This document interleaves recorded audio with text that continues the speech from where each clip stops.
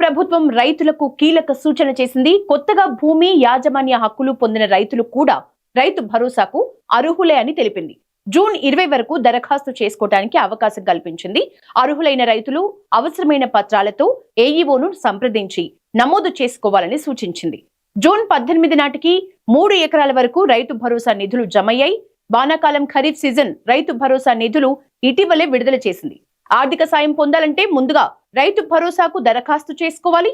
June 20 వరకు వీరు దరఖాస్తు చేసుకోవచ్చు. అప్లై చేసుకున్న వారికి మాత్రమే రైతు భరోసా సాయం అందుతుందని అధికారులు తెలిపారు.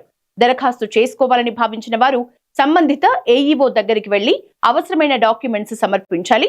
రైతులు తమ పట్టాదారు passbook, Aadhaar card xerox, bank passbook documents ని ఇవ్వాలి. ఈ వివరాలతో సంబంధిత రైతు తమ పేరును వెబ్సైట్ లో నమోదు చేసుకోవాలి. అధికారికంగా నమోదు పూర్తయిన వారికి రైతు భరోసా కింద ఎకరాకు 6,000 రూపాయల చొప్పున ఏడాదికి 2 సార్లు అంటే 12,000 రూపాయల ఆర్థిక సాయం అందుతుంది.